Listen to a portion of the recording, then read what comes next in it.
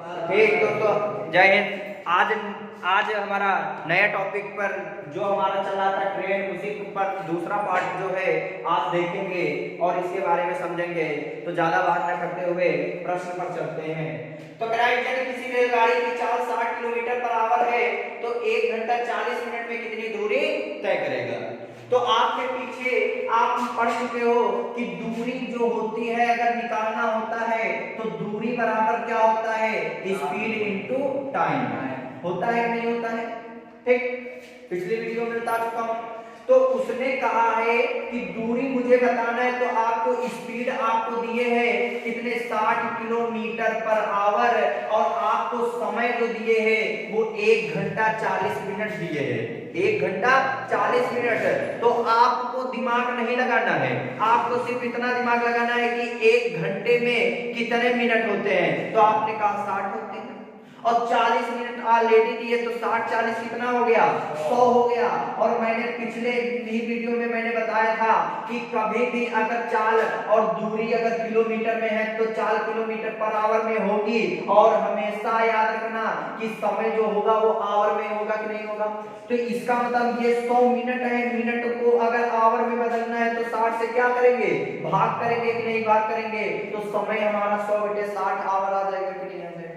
बस आपको नकल शीट कर लेना है कि यहाँ पर स्पीड आपको दिए है 60, समय दिए है 100/60, 100 से 100 खत्म हो गया। तो इसका मतलब हमारा जो आई दूरी वो 100 किलोमीटर दूरी आई कि नहीं आई, हो गया उत्तर। नोट कर लीजिए।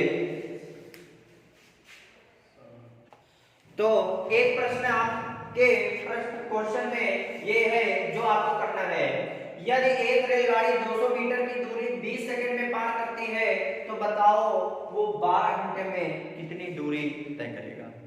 तो आपने देखा कि जो 200 मीटर लंबी है वो 20 सेकंड में पार कर जाती है, तो अगर उसको 12 घंटे लगातार चलना है तो कितनी दूरी तय करेगा। तो आपको पता है कि अगर हमसे दूरी पूछ रहा है तो आपको पता होना चाहिए कि दूरी बराबर स्पीड इनटू टाइम होता है कि नहीं होता है, बोलो। अब यहाँ पर 12 घंटे में कितनी दूरी तय करेगा, तो हमको स्पीड नहीं पता है और हमको समय 12 घंटे दिए हैं कि नहीं दिए हैं। तो स्पीड जब तक मुझे नहीं पता होगी तब तक हम दूरी नहीं निकाल सकते हैं।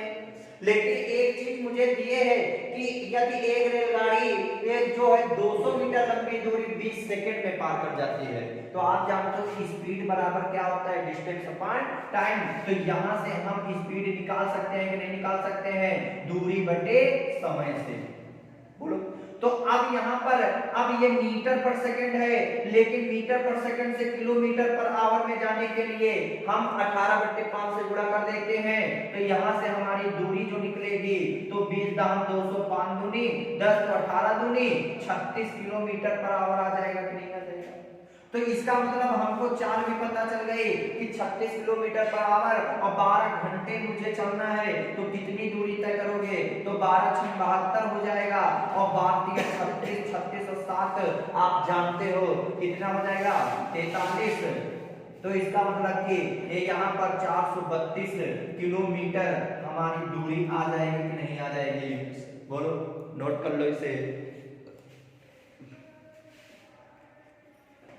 देखो अगला प्रश्न, कभी कभी औसत पर आपका प्रश्न आ जाता है तो इसको कैसे करेंगे। तो प्रश्न कह रहा है कि एक व्यक्ति स्थान ए से बी तक 10 किलोमीटर प्रति घंटा की चाल से जाता है तथा बी से ए तक 15 किलोमीटर प्रति घंटा की चाल से वापस आता है, तो व्यक्ति की औसत चाल ज्ञात कीजिए।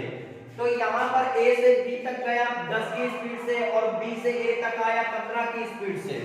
तो इसका मतलब क्या है, तो यहाँ पर हमने देखा कि एक बंदा जो ए से है वो बी की ओर जा रहा है और वो 10 की स्पीड से जा रहा है। तो यहाँ से अब जो बी है वो 15 की स्पीड से क्या हो रहा, इसी की तरफ वापस आ रहा है। इसका मतलब दूरी जो है वो दोनों के लिए सेम रही होगी। अब जब दूरी सेम रही होगी तो यहाँ से यहाँ तक गया और ये यहाँ से यहाँ तक गया, मतलब कहने का मतलब ये है कि आप अगर यहाँ से यहाँ तक आप मान लिया 1 किलोमीटर की दूरी है और आप यहाँ से यहाँ तक गए और 1 किलोमीटर दूरी तय कर ली कि नहीं तय कर ली। अगर तुम वहीं से फिर अपने गंतव्य पर आ जाओ तो इसका मतलब दूरी तो 1 किलोमीटर है, लेकिन एक बार गए एक बार वापस आए, तो इसका मतलब आप कितनी चाल चल चुके? 2 किलोमीटर दूरी चल चुके कि नहीं चल चुके? बोलो। तो उसी प्रकार इसका मतलब कि 10 की स्पीड से जा रहे, 15 की स्पीड से वापस आ रहे हैं, तो इसका मतलब कि उनके लिए दूरी निश्चित रही होगी कि नहीं रही होगी? और आप जानते हो अगर दूरी निश्चित रही होगी तो हम इनका एक आर्टिफिशियल दूरी मान सकते हैं कि नहीं मान सकते हैं? और तो इन दोनों का हम ले लेंगे एलसीएम। तो 10 और 15 का एलसीएम कितना होता है? 30। मान लिया कि वो 30 किलोमीटर की दूरी थी और ये 10 की स्पीड से चल रहे हैं और 30 की स्पीड इनको 30 किलोमीटर की दूरी तय करना है, तो इनको 3 घंटे लगेंगे कि नहीं लगेंगे? 10 दिया 30। अगर ये 15 की स्पीड से चले और 30 किलोमीटर की दूरी तय करना है, तो इसका मतलब जब वापस आए 15 की स्पीड से, इसका मतलब उनको 2 ही घंटे लगे, तो 2 घंटे लगे। तो इसका मतलब कि यहाँ पर 30 किलोमीटर की दूरी थी, तो एक बार गए एक बार वापस आए, तो इसका मतलब इन्होंने 2 बार वहीं पर दूरी तय की कि नहीं तय की? बोलो। दूरी 2 बार तय की, इसका मतलब जब गए थे तो 3 घंटे लगे, लेकिन वापस आए 2 घंटे लगे, तो इसका मतलब टोटल समय इनको कितना लगा? 5 घंटे लगा। तो यहां से देखा 5 एकम 5, 5 छक्का 30, तो 6 दूना 12। इसका मतलब जो इनकी औसत चाल थी वो 12 किलोमीटर पर आवर थी। हो जाएगी नहीं हो जाएगी? तो एक रूल भी होता है औसत चाल का, तो औसत चाल बराबर होता है 2 इंटू एक्स इंटू वाई अपान एक्स प्लस वाई।